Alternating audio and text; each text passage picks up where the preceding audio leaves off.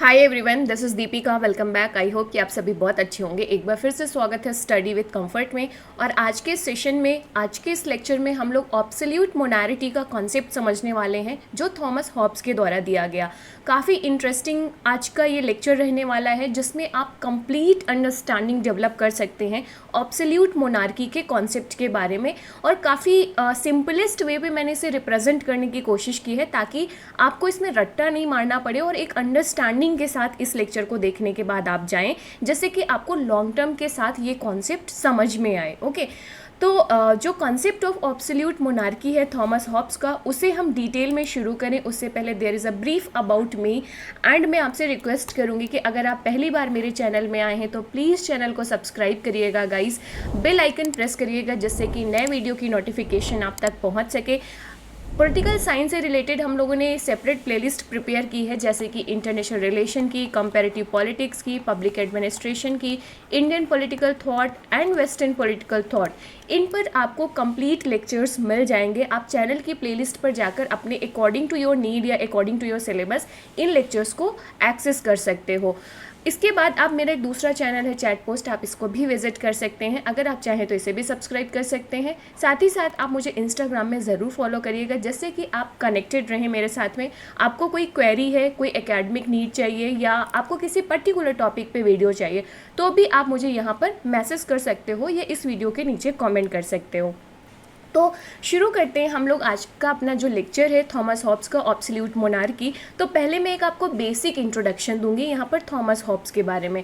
सो Thomas Hobbes एक prominent philosopher हैं जो अपनी कई सारी सिग्निफिकेंट पॉलिटिकल थ्योरीज के लिए जाने जाते हैं। और आपको याद हो इनकी जो एक इंपॉर्टेंट बुक है लेवियाथन, जो हमारे एग्जाम्स जैसे कि यूजीसी नेट एग्जामिनेशन और एंट्रेंस एग्जामिनेशन में पूछी भी जाती है। ओके, तो लेवियाथन जो इनका मेजर वर्क है जिसपे इन्होंने अपने पॉलिटिकल आइडियाज़ को दिए हैं।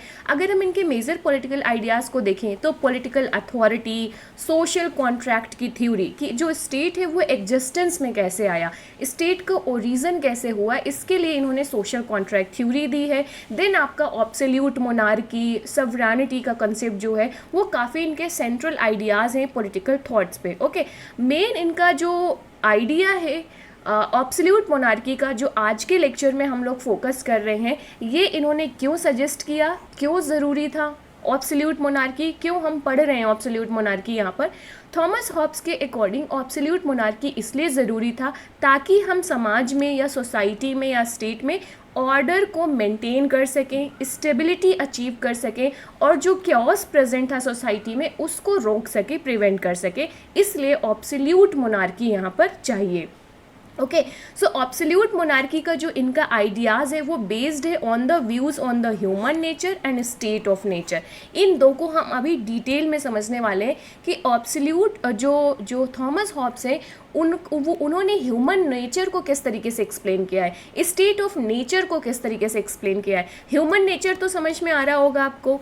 स्टेट ऑफ नेचर क्या होता है, जब कोई अथॉरिटी नहीं थी समाज में, जब स्टेट नहीं बना था, कोई पॉलिटिकल अथॉरिटी नहीं बनी थी, उसके पहले की जो स्टेज है, जो जो जो एक तरीके से अवस्था है, जैसे हम कहते हैं समाज की एक अवस्था है, एक स्टेज थी, उसे स्टेट ऑफ नेचर कहते हैं। मतलब यहाँ पर पॉलिटिकल अथॉरिटी का क्रिएशन नहीं किया गया था।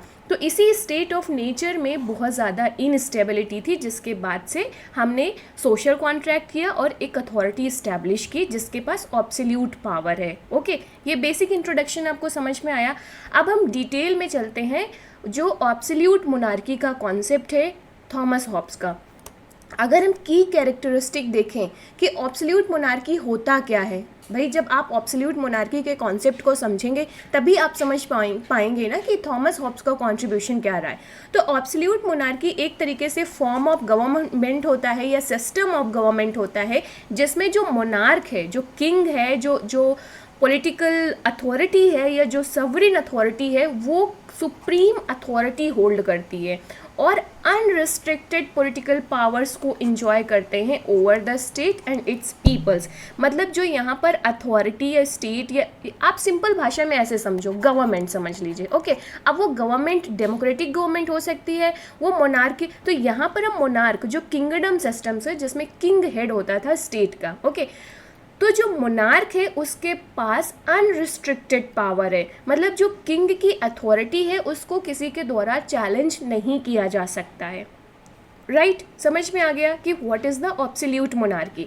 सो ऑब्सोल्यूट मोनार्की जहाँ पर अनरिस्ट्रिक्टेड पॉलिटिकल पावर है, अनचैलेंज्ड पॉलिटिकल पावर है अथॉरिटी के पास में। अब थॉमस हॉब्स ने ये आइडिया क्यों दिया? भाई थॉमस हॉब्स का जो बेसिक आइडिया है ऑब्सोल्यूट मोनार्की का, उसके पीछे एक्सप्लेनेशन क्या था, लॉजिक क्या था थॉमस हॉब्स का। तो जो हॉब्स का व्यू है ऑब्सोल्यूट मोनार्की का, वो एक रास्ता था, एक वे था to prevent the state of nature a condition of war. State of nature क्या था? स्टेट ऑफ नेचर मैंने ऑलरेडी आपको बताया, ये वो स्टेज थी सोसाइटी की जहाँ पर स्टेट की अथॉरिटी इस्टेब्लिश नहीं की गई थी। ओके मतलब लोग अपने इंटरेस्ट के आधार पर, सेल्फ इंटरेस्ट, जो अपने खुद के जो डिज़ायर्स थी उसके आधार पर ड्रिवन थे। कोई एक सुप्रीम अथॉरिटी नहीं थी जो इन लोगों के लिए लॉ बनाए, इनको कंट्रोल करे, ये सारी चीज़ें। तो स्टेट ऑफ नेचर एक तरीके से जहाँ पर ह्यूमन बीइंग एग्जिस्ट करता था अपनी इंटरेस्ट, अपनी डिज़ायर्स के आधार पर। और ये जो स्टेज थी ना, यहाँ पर war of all against wall था। देखो अगर मान लीजिए अभी भी प्रेजेंट में आप अपने समाज को इमेजिन करो, यहाँ पर मान लीजिए कोई गवर्नमेंट ना हो, कोई लॉ ना हो, कोई पुलिस सिस्टम ना हो, कोई जस्टिस सिस्टम ना हो, तो क्या सिचुएशन होगी समाज की? मैं चाहूँगी कि मैं रिसोर्सेज पे कब्जा कर लूँ, आप चाहेंगे कि आप रिसोर्सेज पर कब्जा कर लें, आपका पड़ोसी चाहेगा कि मैं सबसे पावरफुल बन जाऊँ, तो ये सिचुएशन कैसी होगी? कंडीशन ऑफ वार होगी कि नहीं? भाई अगर मुझे रिसोर्सेज में कब्जा करना है तो मैं सोचूंगी कि आपको मैं कैसे रास्ते से हटाऊँ, आपको रिसोर्सेज पे कब्जा करना है तो आप कहेंगे मुझे कैसे रास्ते से हटाया जाए। तो ये क्या हो जाएगा? War of all against all. एक तरीके से ऐसी क्योस की कंडीशन थी, लोग सेल्फिश थे, इगोइस्टिक थे यहाँ पर जो ह्यूमन नेचर था। और स्टेट ऑफ नेचर एक तरीके से कंडीशन ऑफ वॉर का नेचर था, जैसा था। ओके अब यहाँ पर जो हॉब्स हैं वो कहते हैं कि अगर हमें यहाँ इस सिचुएशन से बाहर आना है, ओके तो हमें क्या करना होगा? एक पावरफुल सवरिन क्रिएट करना होगा, एक पावरफुल अथॉरिटी क्रिएट करना होगा। और ये किसके द्वारा हम क्रिएट करेंगे? सोशल कॉन्ट्रैक्ट के द्वारा। सोशल कॉन्ट्रैक्ट एक तरीके से समझौता था जहाँ पर लोगों ने अपने कुछ राइट्स को गिव अप किया और एक अथॉरिटी क्रिएट की थी। ओके तो आपको ये समझ में आया कि अगर हम ऐसी अथॉरिटी क्रिएट नहीं करेंगे जो ऑर्डर्स इम्पोज करे, इंडिविजुअल्स को लॉ एंड रेगुलेशन के साथ डील करे, ओके तो यहाँ पर जो ये कांस्टेंट कॉन्फ्लिक्ट है ये कंटिन्यू रहेगा और लोगों के बीच में इनसिक्योरिटी रहेगी अगर हम ऑब्सोल्यूट मोनार्की या ऐसी सवरिन अथॉरिटी नहीं क्रिएट करते। भाई मुझे हमेशा डर रहेगा ना कि कब आकर आप मुझे अटैक ना कर दें या मेरे रिसोर्सेज को छीन ना लें, आपको डर रहेगा कि मैं आपके रिसोर्सेज को कब ना छीन लूँ। तो ये कांस्टेंट कॉन्फ्लिक्ट और इनसिक्योरिटी की सिचुएशन से अगर हमें बाहर आना है, कुल मिलाकर स्टेट ऑफ नेचर से बाहर आना है, तो एक कॉन्ट्रैक्ट के थ्रू एक ऑब्सोल्यूट मोनार्की को हमें इस्टेब्लिश करना पड़ेगा। तो ऑब्सोल्यूट मोनार्की क्या है थॉमस हॉब्स के द्वारा? Solution to the problem of the state of nature. State of nature में कोई डाउट नहीं है ना, आपको समझ में आ गया है आपको? ओके तो सोल्यूशन है ऑब्सोल्यूट मोनार्की, एक तरीके से सोल्यूशन प्रोवाइड किया गया थॉमस हॉब्स के द्वारा to the problem of the state of nature. अब ये ऑब्सोल्यूट मोनार्की हम लाएंगे कैसे, इसका तरीका क्या होगा? तो ये इसके लिए उन्होंने थ्योरी दी अपनी सोशल कॉन्ट्रैक्ट की। सोशल कॉन्ट्रैक्ट के द्वारा लोग ऑब्सोल्यूट मोनार्की को स्टैब्लिश करेंगे और इनका ये मानना था थॉमस हॉब्स का कि this is the only way to ensure the peace and order in the society. Okay और जो ये ऑब्सोल्यूट मोनार्की रहेगी ये स्ट्रॉन्ग सेंट्रलाइज्ड अथॉरिटी रहेगी, अनक्वेश्चनेबल अथॉरिटी रहेगी, तभी हम इसे ऑब्सोल्यूट मोनार्की कह रहे हैं। ऑब्सोल्यूट एक टर्म है अपने आप में जो इस बात को कहता है कि किस तरीके से कंप्लीट या ऑल पावर किसके पास है, इस सवरिन अथॉरिटी के पास। So sovereign authority would be absolute unchecked by any other institution and individual.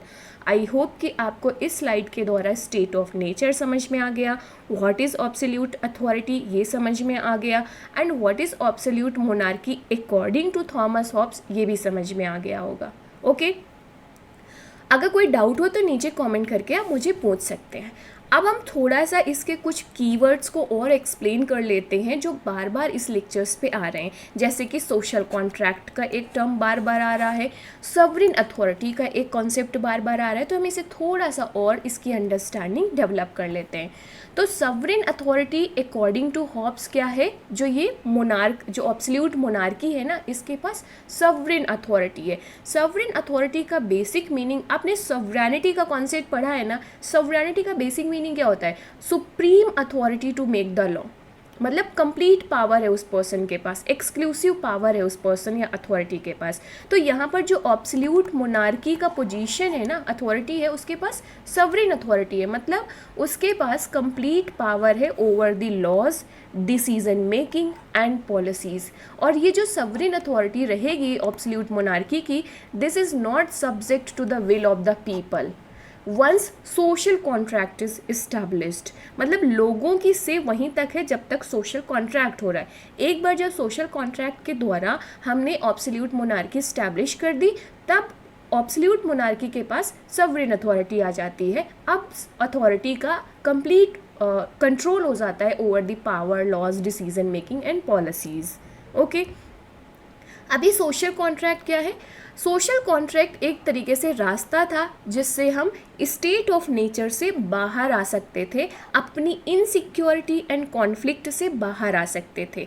Okay, तो थॉमस हॉब्स ने एक आइडिया प्रपोज किया सोशल कॉन्ट्रैक्ट का, जिसमें इंडिविजुअल्स एग्री होते हैं कि ठीक है भाई, हम अपने कुछ राइट्स को गिव अप करेंगे, जैसे कि जो उनको नेचुरल राइट्स मिले हुए थे कि हमारी फ्री विल है, हम जो चाहें वो करें, जैसे लाइफ चाहे वैसे जिएं।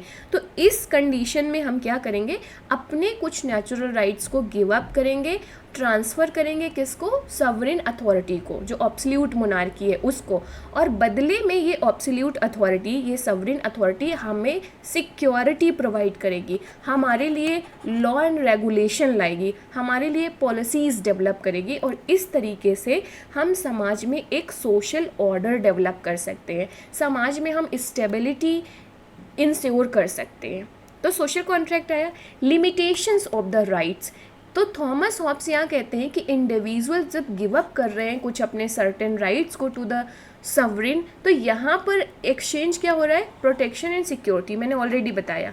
ओके, म्यूचुअल एक्सचेंज हो रहा है, इंडिविजुअल ने अपने कुछ राइट्स दिए अथॉरिटी को, अथॉरिटी ने इनको बदले में क्या दिया, सिक्योरिटी एंड प्रोटेक्शन, कि भाई आपकी प्रॉपर्टी कोई नहीं छीनेगा, आपको कोई हार्म नहीं पहुँचाएगा। ओके, तो यहाँ पर अथॉरिटी के पास राइट आ गया to make law, to enforce laws and जज द डिस्प्यूट्स।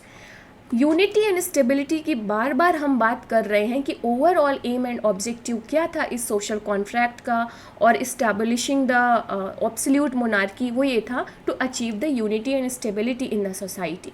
तो एब्सोल्यूट मोनार्की प्रोवाइड करेगा unity and stability in the society, और इस तरीके से ये सिंगल सॉवरेन रूलर क्या करेगा और ये जो स्टेबिलिटी एंड यूनिटी को अचीव करने के लिए क्या करेगा, कुछ लॉज इन्फोर्स किए जाएंगे और फंक्शनलिज्म को प्रिवेंट किया जाएगा, इंटरनल डिविजन्स को प्रिवेंट किया जाएगा, सारी चीज़ें, सारे एक्शंस यहाँ पर लिए जाएंगे।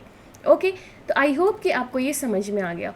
तो अगर हम ये देखें कि आर्गूमेंट्स क्या हैं, क्या एब्सोल्यूट मोनार्की होनी चाहिए, तो ये अगर होनी चाहिए तो कुछ लोग जो थॉमस हॉब्स कहते हैं, तो इससे क्या होगा, अगर हम एब्सोल्यूट मोनार्की को इस्टेब्लिश कर रहे हैं तो इसके फ़ायदे क्या होंगे। पहला, इफ़िशियंसी आएगी, एक वन पर्सन है, एक सिंगल अथॉरिटी है रूल करने की और डिसीजन मेकिंग की, तो यहाँ पर डिसीजन क्विकली लिए जाएंगे। ओके, काफ़ी इफ़ेक्टिव मैनर पे गवर्नेंस को हम इस्टेब्लिश कर सकते हैं। स्टेबिलिटी रहेगी, भाई स्टेबिलिटी इसलिए रहेगी क्योंकि अगर जो मोनार्क है वो हेरिडिटरी है, अनचैलेंज्ड है, तो वो एक तरीके से अनसर्टेनिटी और क्राइसिस की सिचुएशन में कंटिन्यूएशन पॉलिसीज़ दे सकता है। यूनिटी रहेगी लोगों के बीच में, क्योंकि सब्जेक्ट्स जो है, जो प्रजा है, जो इंडिविजुअल या सिटीजन्स आप जिन्हें कहते हैं, वो फील करेंगे कि they are unified under such a great leader. Okay, tradition को कंटिन्यू करेंगे, तो यहाँ पर आपको sense of continuity and stability देखने को मिलती है, cultural identity, history and all में। ओके, अब ये हो गया फेवर में। अब क्रिटिसिज्म में क्या है, अगेंस्ट में पॉइंट्स क्या है एब्सोल्यूट मोनार्की के। पहला आ जाता है इनइक्वालिटी एंड ऑपरेशन। भाई जब आप बिना चेक एंड बैलेंस के पावर दे रहे हो किसी पर्टिकुलर अथॉरिटी को, तो हो सकता है वो एब्सोल्यूट मोनार्की आर्बिट्री मैनर पे बिहेव करना शुरू कर दे और माइनॉरिटी ग्रुप ऑफ पीपल्स के राइट्स एंड ऑल को वो क्या करना, सप्रेस करना शुरू कर देगा। अपनी पावर एंड पोजीशन का मिसयूज़ भी तो कर सकता है absolute monarchy, right. Inefficiency and corruption, कई बार concentration of power in one person and in one authority क्या करती है, लैक ऑफ अकाउंटेबिलिटी के कॉन्सिक्वेंसेस देती है। यहाँ पे लैक ऑफ ट्रांसपेरेंसी देखने को मिलेगा आपको और इस तरीके से corruption and abuse of power बढ़ेगा। देन रेसिस्टेंस एंड रिवॉल्ट, जब रूलर्स एक तरीके से इग्नोर करेगा नीड्स ऑफ द पीपल को और वो अपनी मन मर्जी से डिसीजन लेगा, रूल करेगा, मतलब क्योंकि उसके पास एब्सोल्यूट अथॉरिटी है, वो अपने अकॉर्डिंग अनचेक्ड पावर को इंजॉय कर सकता है। तो जो अगर लोगों की, समाज में लोगों की नीड्स को इग्नोर किया जाएगा तो एक समाज में क्या होगा, कैसे एक तरीके से कॉन्फ्लिक्ट वाली सिचुएशन डेवलप होगी। हमने एब्सोल्यूट मोनार्की बनाया किस लिए था, ताकि हम कॉन्फ्लिक्ट वाली सिचुएशन, इनसिक्योरिटी वाली सिचुएशन से बाहर आ जाएं। लेकिन यहाँ पर हमने एब्सोल्यूट पावर उसको दे दिया, तो यहाँ पर हो सकता है कुछ लोग डिससेटिस्फाइड हों उसके रूल से, उनकी नीड्स को एक्नॉलेज ना किया जाए, तो वो लोग क्या करेंगे, रिवॉल्ट कर सकते हैं ना, क्रांति कर सकते हैं, जो बहुत सारे थ्रू आउट द हिस्ट्री में आपको ये एग्जांपल्स देखने को मिल जाएंगे। इंडिया में आप देखोगे, जैसे मान लीजिए नॉर्थ ईस्टर्न स्टेट है, तो जहाँ पर जो ये मिलिटेंट ग्रुप का प्रॉब्लम बहुत ज़्यादा रहता है या नक्सलिज्म का प्रॉब्लम रहता है इंडिया में, ये कहते हैं कि गवर्नमेंट्स ने हमारा ध्यान नहीं दिया, हमको हमारा जो ड्यू पोजीशन है सोसाइटी में वो नहीं दिया गया, हमें रिसोर्सेज पे हमें शेयरिंग नहीं दी गई, इसलिए क्या कहते हैं, हमने हथियार उठा लिया और हमने रिवॉल्ट कर दिया। ओके, तो इस तरीके के बहुत सारे एग्जाम्पल आपको हिस्ट्री में देखने को मिल जाएंगे। तो ये था क्रिटिसिज्म। अब आप मुझे कमेंट करके एक चीज़ ज़रूर बताइएगा, अपना ओपिनियन, आपका ओपिनियन क्या है एब्सोल्यूट मोनार्की के बारे में। एब्सोल्यूट मोनार्की के फेवर में अगर आप कोई पॉइंट्स देना चाहते हैं तो आप दे सकते हैं with your arguments, proper logic, okay, कि क्यों आप दे रहे हो आर्गूमेंट में फेवर। अगर आप एब्सोल्यूट मोनार्की के अगेंस्ट में अपना पॉइंट दे रहे हो तो क्यों दे रहे हो, वो मुझे एक्सप्लेन करके कमेंट में ज़रूर दीजिएगा। काफ़ी इंटरेस्टिंग कमेंट बॉक्स हो सकता है इस लेक्चर का अगर आप एक्टिवली पार्टिसिपेट करेंगे, क्योंकि आपके काफ़ी इनोवेटिव और इंटरेस्टिंग आइडियाज़ हो सकते हैं। और absolute monarchy it is such a interesting thing कि आपके आइडियाज़ होने चाहिए इस पर, कि अगर आप इसके अगेंस्ट में हो तो जैसे हमने यहाँ पे 3 पॉइंट डिस्कस किए ना इसके अगेंस्ट में क्रिटिसिज्म में, आपके अकॉर्डिंग इसका और क्या क्रिटिसिज्म हो सकता है या इसके फेवर में क्या पॉइंट हो सकता है, ये मुझे कमेंट करके ज़रूर बताइएगा guys. I will wait, okay, and मैं पर्सनली रिप्लाई करूँगी उन कॉमेंट्स पे अच्छे से। तो ये हो गया एब्सोल्यूट मोनार्की के, हमने प्रॉस एंड कॉन्स दोनों चीज़ें यहाँ पर समझ ली हैं और मैंने आपसे क्वेश्चन भी पूछ लिया है, रिक्वेस्ट भी कर दी कि आप कमेंट करेंगे। अब हम देखते हैं कि जब इतने सारे क्रिटिसिज्म हो रहे थे तो इस एब्सोल्यूट मोनार्की को कंट्रोल करने के लिए कुछ स्टेप्स कैसे लिए गए ताकि जो ये निगेटिव कॉन्सिक्वेंसेस हैं एब्सोल्यूट मोनार्की को, उनको हैंडल किया जा सके। तो लिमिटेशंस क्या लगाई गई एब्सोल्यूट मोनार्की में, तो पहला कॉन्स्टिट्यूशनल लिमिट्स लगा सकते हैं। मतलब सोल्यूशन क्या है, वे फॉरवर्ड क्या था, तो वे फॉरवर्ड कुछ ऐसा निकला कि कॉन्स्टिट्यूशनल लिमिट या कॉन्स्टिट्यूशनल मोनार्की का आइडिया आया। इसका बेस्ट एग्जाम्पल है यूनाइटेड किंगडम। यूनाइटेड किंगडम में एब्सोल्यूट मोनार्की का कॉन्सेप्ट था और देखोगे आप धीरे धीरे वहाँ पर रिफॉर्म करके इस एब्सोल्यूट मोनार्की में कुछ लिमिटेशंस लगाते हुए ताकि मोनार्क की पावर को लिमिटेड किया जा सके, ताकि वो अपनी पावर को मिसयूज़ ना कर सके, करप्ट वे पे ना यूज़ कर सके। तो कुछ लीगल अरेंजमेंट्स बनाए गए और ये लीगल अरेंजमेंट्स बनाए गए कॉन्स्टिट्यूशन को इस्टेब्लिश करके। अब ये कॉन्स्टिट्यूशन रिटन फॉर्म में भी हो सकता है, अनरिटन फॉर्म में भी हो सकता है, ओके। तो यहाँ पर कॉन्स्टिट्यूशनल मोनार्की का कॉन्सेप्ट लाया गया ताकि जो निगेटिव कॉन्सिक्वेंसेस हैं एब्सोल्यूट मोनार्की के, उनको हम एड्रेस कर सकें। और यूनाइटेड किंगडम में अभी प्रेजेंट पे क्या है, कॉन्स्टिट्यूशनल मोनार्की। तो ये काफ़ी ग्रेट एग्जाम्पल है। सेकेंड है हिस्टोरिकल प्रेसिडेंट्स। तो कुछ लोग यहाँ पर मानते हैं इस चीज़ को कि अगर हमें पॉपुलर डिमांड या एलीट प्रेशर डाला जाए तो भी हम इस चीज़ को कंट्रोल कर सकते हैं, जैसे कि मैग्ना कार्टा को एक्सेप्ट करना या फ्रेंच रिवॉल्यूशंस के द्वारा जो इस्टेब्लिशमेंट किया जाना, ओके। तो ये चीज़ें, इन चीज़ों के द्वारा हम एब्सोल्यूट मोनार्की में कुछ लिमिटेशंस लगा सकते हैं और मुझे लगता है ये सही भी है। इस तरीके कॉन्स्टिट्यूशनल, भाई कुछ तो लीगल अरेंजमेंट्स करो ताकि पावर को मिसयूज़ ना किया जा सके। क्या आप एग्री करते हो इस बात से कि एब्सोल्यूट मोनार्की में लिमिटेशंस होने चाहिए? ओके, सो अब आते हैं legacy of the absolute monarchy. थोड़ा सा और देख लेते हैं कि ऑब्सोल्यूट मोनार्की की थोड़ा बहुत लिगेसी देखें यहाँ पर अगर। तो आजकल आप देखो, जब लोग कहीं पे टूरिस्ट डेस्टिनेशन में जाते हैं ना, तो इन लोगों के जो इन लोगों ने आर्ट एंड आर्किटेक्चर्स डेवलप किए थे अपनी पावर को रिप्रेजेंट करने के लिए या शो करने के लिए, लोग उनको विजिट्स करते हैं। और ये जो आर्ट एंड आर्किटेक्चर्स है ये शो करती है, सिंबल्स है इनके पावर का। उसके बाद से आप मॉडर्न मोनार्कीज़ में देखें तो आजकल से बहुत सारी कंट्रीज़ हैं जहाँ पर स्टिल मोनार्की इस्टेब्लिश करती है, लेकिन वही है ना, विथ लिमिटेशन। तो ये सेरेमोनियल हेड्स होते हैं स्टेट्स के, जो अपनी प्रजा या अपने लोगों को, अपने सिटीजन्स को जोड़ कर रखते हैं, उनमें यूनिटी रहती है। ओके, जैसे कि यूनाइटेड किंगडम में आप देखो बहुत ही लोग सेलिब्रेट करते हैं इस चीज़ को। आपने रिसेंट्स में देखा होगा जिस तरीके से इनका जो सेरेमनी हुई किंग बनने का, उसको देखो कितना लोगों ने इन्जॉय किया उस चीज़ को। लोगों का एक ग्रेट सेंटीमेंट्स और अटैचमेंट होता है इस अथॉरिटी से। ओके, तो आप ये चीज़ यहाँ पर देख सकते हो। तो ये तो हो गया हमारा ऑब्सोल्यूट मोनार्की का। अब आता है हम इसे कैसे कंक्लूड कर सकते हैं। तो ऑब्सोल्यूट मोनार्की का जो कॉन्सेप्ट है कंट्रोवर्शियल है, फैसिनेटिंग टॉपिक है, ये हमने देख लिया, काफ़ी इंटरेस्टिंग भी है अपने आप में, और स्टिल लोग इस पर डिबेट करते हैं, इन्फ्लुएंशियल डिस्कशन होता है। सो यहाँ पर ज़रूरत क्या है कि रोल ऑफ गवर्नमेंट जो है उसका बैलेंस बिठाना चाहिए इंडिविजुअल राइट्स के और नीड ऑफ द ऑर्डर। ठीक है, समाज में जो गवर्नेंस है, इफेक्टिव गवर्नेंस बहुत ज़रूरी है, ऑर्डर मेंटेन करना, स्टेबिलिटी मेंटेन करना, लेकिन साथ ही साथ इंडिविजुअल राइट्स भी इम्पॉर्टेंट है। ओके, तो यहाँ पर जोर दिया जाता है कि भाई मोर लिमिटेड गवर्नमेंट को आप इस्टेब्लिश करो ताकि इंडिविजुअल लिबर्टीज़ को भी हम प्रोटेक्ट कर सकें। तो इस तरीके से आप इसे कंक्लूड कर सकते हो।